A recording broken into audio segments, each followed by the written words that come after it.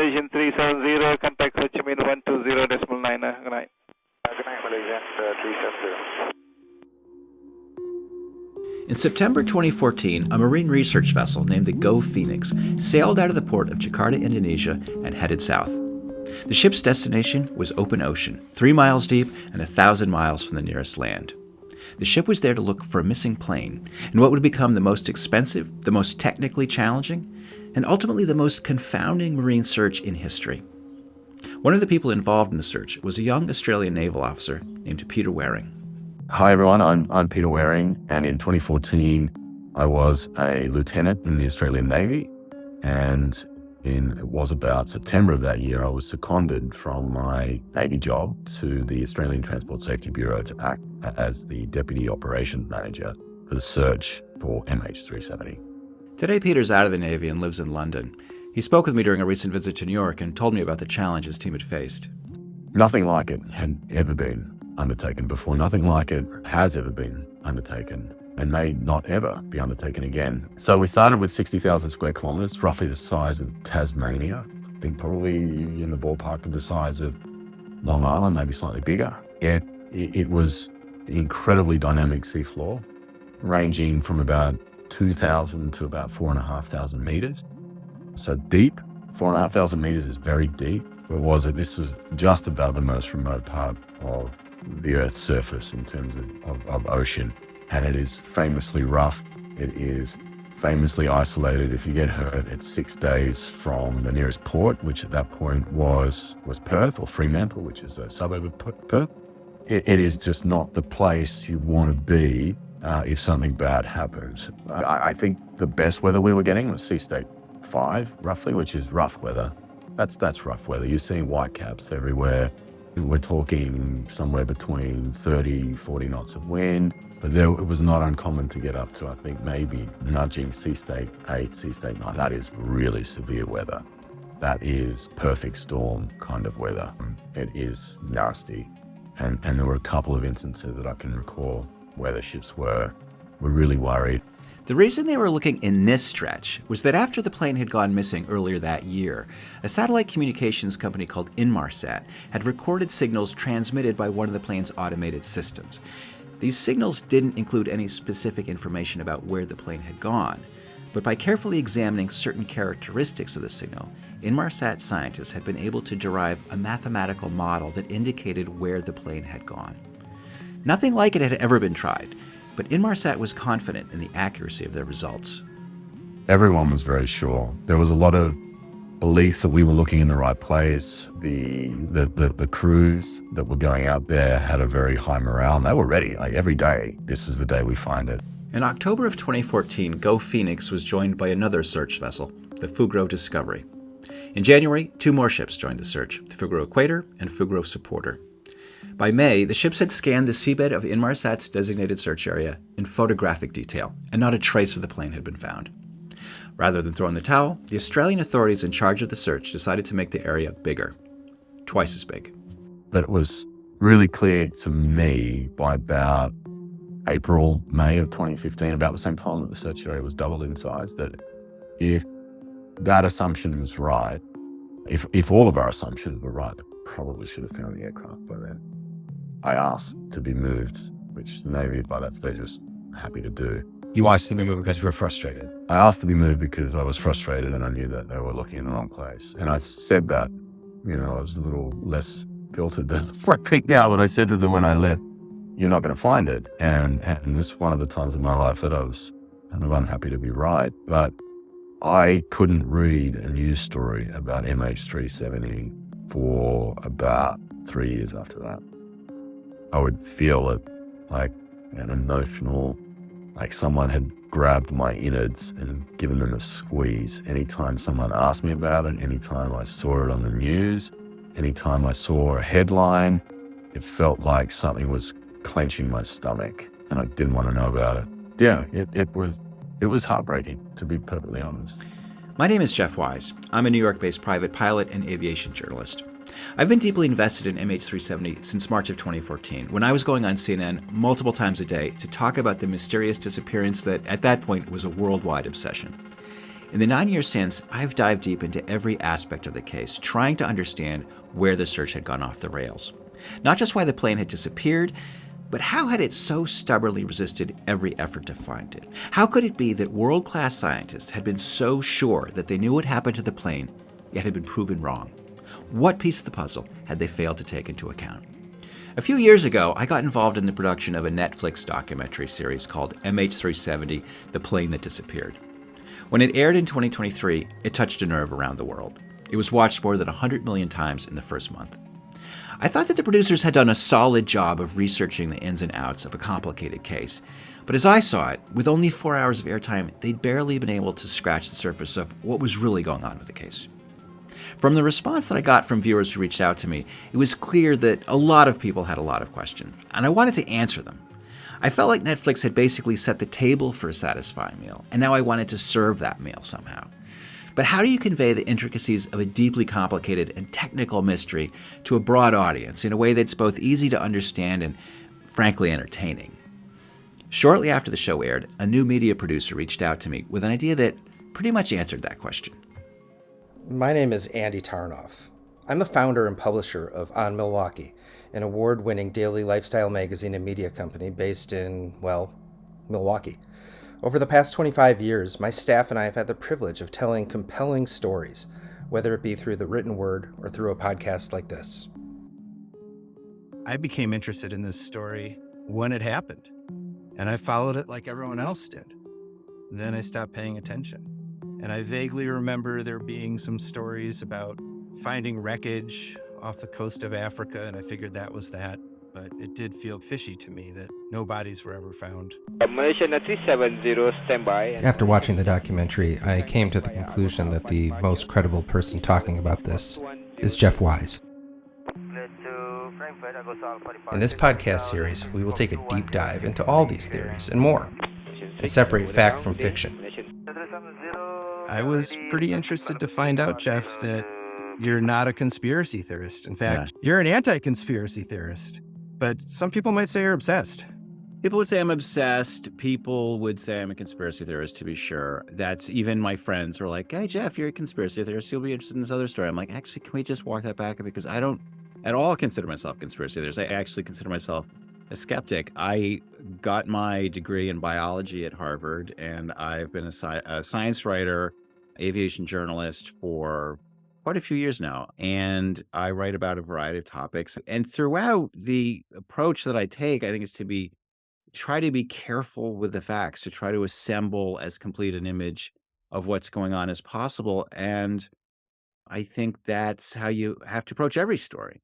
I have written about criminals and con artists and ne'er-do-wells, and I've written about scientists doing incredible research, and I've written a lot about air crashes. And air crashes really are a model for how you try to get to the truth, because air travel is a very serious business. Every time you get on a plane, you are putting your life in the hands of the airline and of the pilot and of the crew.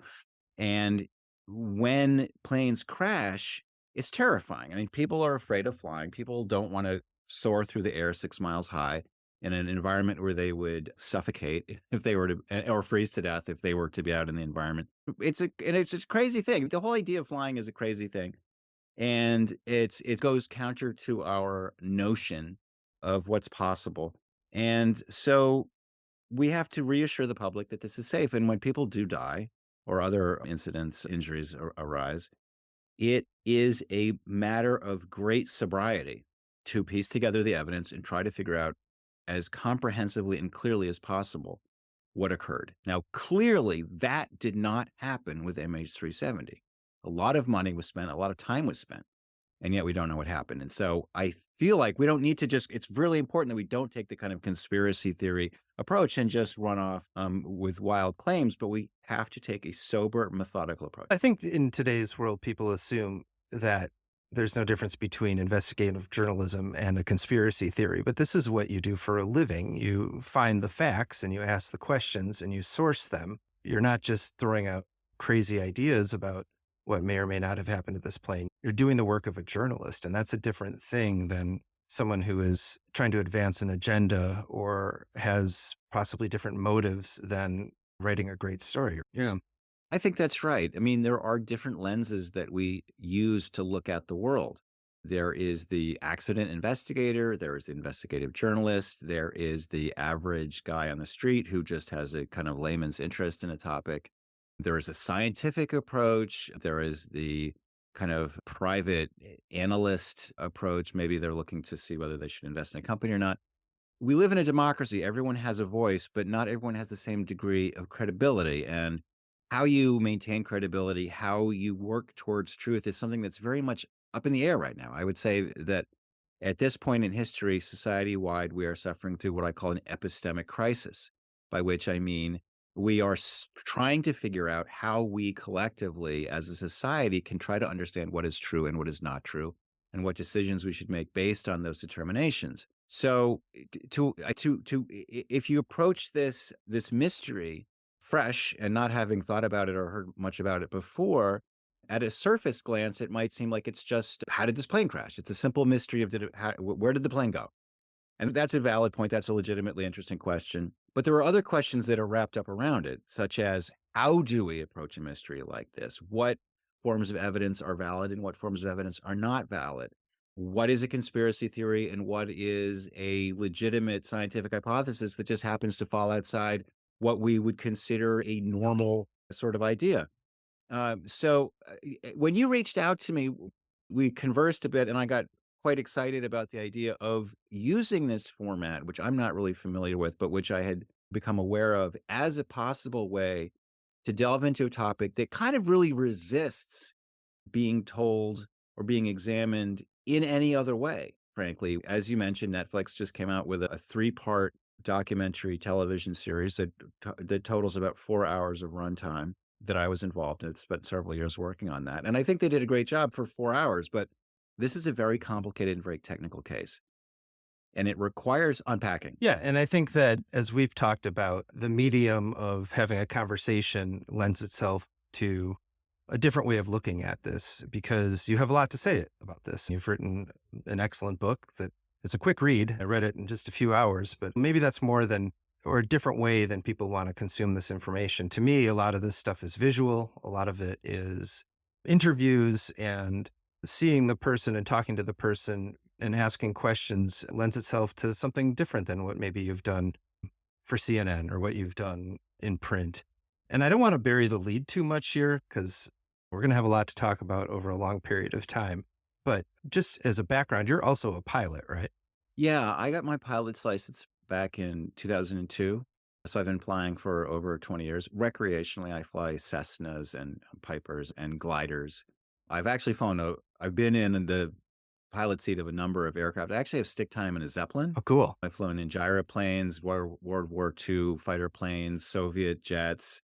So I love aviation. It's a really cool thing. But yeah, I've been doing it for a while and I have a level of interest that I think allows me to understand maybe at a somewhat different level what sort of the crucial issues are when you talk about a plane missing. And I think that's important because the democratization, as you said, of media and social media means everyone does have a voice and people can scream into the void. And whether it be through comment sections or through tweets or through people starting their own blogs, to the media consumer, those things might be equal. But it's important for people to realize that this is your career and you don't have a whole lot of financial gain in solving this mystery. It's your job to write great content about this and to uncover the truth. Yeah, I mean, the charge is sometimes leveled against me that I'm just in it to make a buck, to which I would say, I think what everyone needs to understand about journalism is that it is dying and that we're all starving. Okay. We are doing this much for like why teachers teach because we love it and we feel like it's important. Yeah, I would push back that journalism is dying, but I think journalism as we know it is in trouble. And I think that there's still great stuff out there and there's still people doing great work. You just got to cut through kind of the noise to get to the good stuff. And I'm hoping this does this.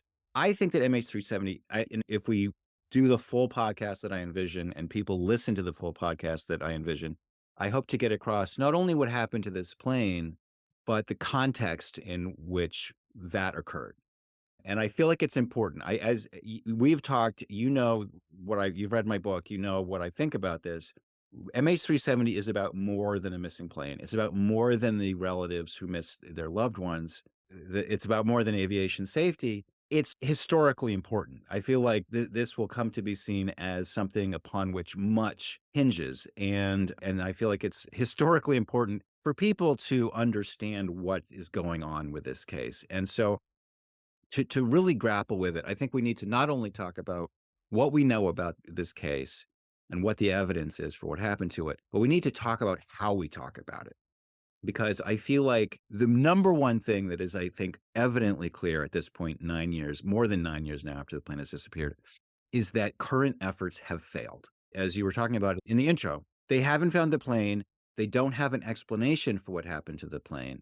I would say it's even worse than that. Not only have they failed, but we're not even paddling in the right direction. We're flailing wildly. We're sinking beneath the waves. There is no hope for the current approach. We're not assembling a detailed picture of what might have happened and building outward from there. There is nothing constructive being done.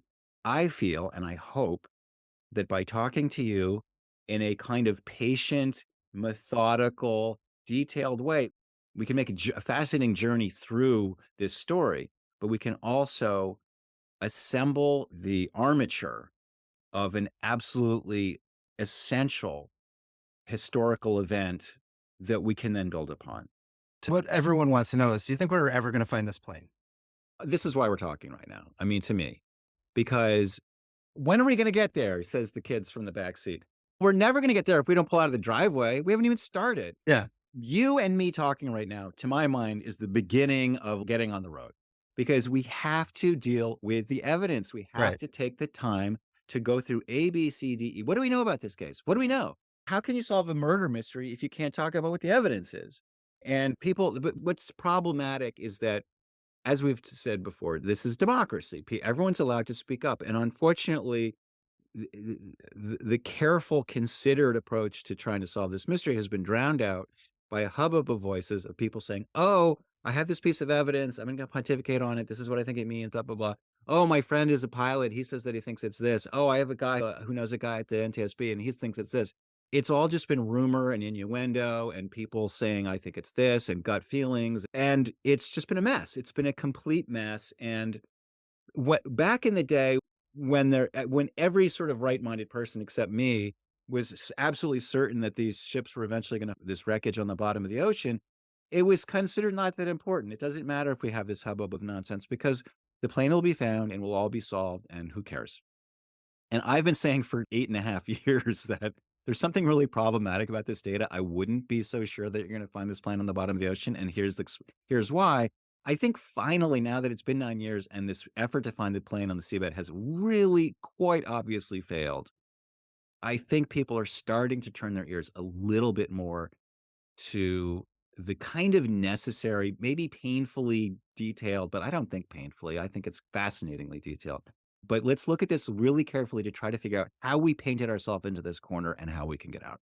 And hundreds of millions of dollars have been spent on a multinational search. This is not just they floated around a boat and looked for some debris. Has there ever been anything like this in the history of a crash? Nothing of this scale. Back in 2009, an Air France plane went missing in the middle of the Atlantic Ocean, and it took several years, and it was a pretty big search. It was the biggest to that time. It's tiny compared to MH370. And I have to tell you, a little part of me dies every time someone accuses me of trying to get rich off of MH370, because if I had 1/10,000th of the money that they spent on that seabed search, for them just listening to me and saying, hey, I don't think you might find it. And all those people who said goodbye to their toddlers and went out to sea for 6 months and came back, and their toddlers were now talking and, walking. I mean, it drives me insane, actually. And they went in with good intentions and they worked really hard, I think. I've never criticized their intentions. I've never criticized how smart they are. I mean, I think the Australian authority, another kind of defining characteristic of conspiracy theorists is that they think that the authorities have rigged the whole game and it's all all a fraud. I don't think that at all. I have great respect for Inmarsat. I have great respect for the Australian search authorities. I have great respect for the taxpayers who spent all that money and the people who spent all that time on the ships, risked their lives on those ships and endured like horrific seas, endured big waves, and some incredible seabed search technology was used for the first time. I mean, it was an incredible feat of engineering that they were able to scan in photographic detail an area that was 3 miles deep, the size of Great Britain. I have tremendous respect for all of that, but it all adds up to nothing if you go into it with a kind of blinded mindset that the data that we have must be good because question mark. Why does the data have to be good? Yeah. So you're saying these searchers went in with a set of assumptions that may not have turned out to be right. How do you know that? They went in with a set of assumptions that they never questioned, even after they had failed. I mean, manifestly failed. And I'll explain, I think, in more detail why I really think that it wasn't just bad luck, but I think it was actual. To not find something seems like an absence of evidence. There's that sort of famous saying that people love to trot out saying like an absence of evidence is not evidence of absence. It actually is evidence of absence. If you think you left your car keys on the dresser table and you look and it's not on the dresser table, that is evidence of absence. And I think there's evidence of absence of the plane from the Southern Ocean. It requires a bit of handholding to get there, but it's not impossible. It's not even hard. But we'll need to do it. It just takes time. The tale needs to be told. Yeah. So, the main question is, why has the search failed? Did they get unlucky? Did they make a mistake? Most people just think they were unlucky, but you are asserting through evidence or through a lack of evidence that they may have searched in the wrong place. Yeah, exactly right. And I mean, I think you have to give me credit. I'll give it to you. For me, at a time when the entire world thought that these Inmarsat scientists had done an incredible job of literally pinpointing the location of this plane on the southern seabed. Before the search even started, I said, there's a problem in your data and you might not find it. That was a very lonely position to take in late 2014. And I actually went on international television in early 2015 and said, you've got a problem. And I was ridiculed for it. And I was right. I mean, the tale gets complicated by the fact that debris turned up later. But the fact is the airplane itself, the fuselage of the plane, everyone thought it was going to be found in the seabed where the Inmarsat scientists said it was going to be. It was not. And I feel like I deserve some credit for predicting that correctly at some great risk to my reputation at the time. So I want to claim that win for myself. I'm convinced. Thank you. No, I watched it, read about it. I went into that rabbit hole and I didn't see anything that seemed strikingly wrong with anything that you were suggesting. I mean, to be fair, I did think that though it was of high quality, by its nature, the Netflix documentary glossed a lot of things over. It was a very, I had to though. Of course they had to. But they basically, to my mind, they set the table for the discussion that we're having. And I would say that for someone who really wants to understand MH370, this podcast will do that for you. A great intro is to watch that documentary. I think it's very entertaining. It's very well done. It will bring you up to speed to the basics, which I think we should walk through again. And there is also my book, The Taking of MH370, which also lays out the details. But I think we should walk through everything piece by piece in this format as well. The other thing that I like about this format that appealed to me when we started talking about it is that I do feel like MH370 belongs to everybody. And I think I just encounter so much organic, legitimate interest about this case from every walk of life. Everybody is interested in it.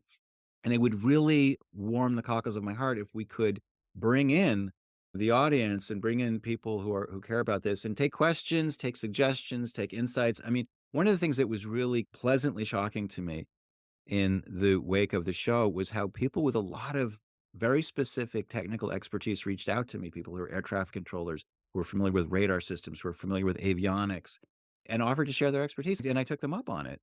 So I would love to somehow maybe we could patch people in somehow, or we could just, I think it's a great idea. This should be a collaborative process. We're not necessarily just repeating all the information that's already out there. We're moving the story forward, and that's how we will find an answer, hopefully, because I think there needs to be something that people understand is coming from these episodes. But there are more twists and turns in this story than any nonfiction story I've ever heard. It's a truly crazy story. Yeah, it's filled with twists and turns. There are so many unexpected twists, stunning revelations, shocking failures, and it's almost like it was designed as a, cliffhanger adventure serial. Not to make light of what is a tragic event, but as it unfolded in real time, it just kept on shocking the journalists who were tasked with reporting on it. And that's why it riveted people's attention for so long. Most plane crashes, and I've covered a lot of them, they kind of have a news cycle of a couple of days and then they're gone. MH370 kept on dropping shockers. And what I want to tell the listeners is that we will take you down the road and there will become increasing clarity on what might have happened to this plane. I was just going to say that I think that without giving any spoilers, I mean, it's everything from shady characters to shady motives to gigantic blunders to everything from hacking to social issues to international affairs. I mean, like every twist and turn to potential spies and compromised assets. I mean, this stuff sounds crazy, and it turns out it isn't. I mean, you don't even need to go as far as that. I mean, there's all kinds of crazy speculation that's been attached to this incident, but I would say just the way it unfolded, it just consistently defied expectations. From the first disappearance to the subsequent discovery that it had been tracked by radar and that had been tracked by the satellite company. And it just at every point, what a trained air accident investigator would expect or would think to be the most likely thing to have happened was inverted, was flipped on its head. And time and again, investigators went down one path and they turned out to be completely wrong. And every step of the way, there are surprises. You look at this piece of evidence, you think it's this, it's actually the opposite. And it's just, I've been a journalist for decades now, and I've never encountered a story in which there were just so many naturally emerging shockers. You're constantly being surprised by what happens as this story unfolds. So I think it's just the most dramatic kind of made to be a serialized, almost adventure story, as it unfolds. I think it's really important to understand about MH370 that it will subvert your expectations. Time and time again, people will assume something to be true, and it will turn out not to be true. And that's something we need to keep an eye out for again and again and again. MH370 will surprise you. If you have assumptions and you think it probably has to be this way, you're probably wrong. So buckle in. It's a crazy ride. It really is. But it's an important ride. And, we're going to wind up in some crazy places and just, prepare yourself. All right, let's take that ride together. So in our next episode, we're going to talk about the vanishing. So we're just going to talk about how this began, what happened 40 minutes after the takeoff from Kuala Lumpur and how it disappeared off the radar. And that's going to be pretty highly technical stuff. I mean, listen, this is my promise to you and to the listener. I will never make it insanely technical. I'm never going to go above anybody's head. Everything is going to be well within the bounds of what any normal person can understand. And I might have to introduce some new concepts, but they're not going to be crazy, incomprehensible concepts. So the vanishing episode is going to talk about a scenario in which the plane exploded in flight fire and how that may or may not have happened. The next one we're going to talk about is the turn back, which is pretty crazy to me, about how the Malaysian military disclosed that the plane did not crash into the South China Sea, but turned left, basically. And that will raise another possibility about hypoxia and the flight crew incapacitation. That's something that is pretty much people agree that plane turned left, right? Listen, no, people don't. I mean, there is no universally accepted truth about MH370, but I think certainly most people do. For our purposes, I think we're going to say that we're going to stipulate that the plane turned left. I think as we take each step, we'll consider a scenario that people think might be valid at that point. And then we're going to see whether we should discard it or not. And I think, and to be blunt, yes, we're going to discard a lot of things, a lot of ideas that people have come up with along the time. I'm still getting emails from people saying, hey, what if it just blew up? I'm like, okay, we did think about that, but it didn't work. The next and most exciting episode to me is called The Final Turn, and that's a major stunning development. It's going to be very interesting. Thank you for listening to the first episode of Deep Dive MH370. We hope you'll join us again as we start to unravel this mystery.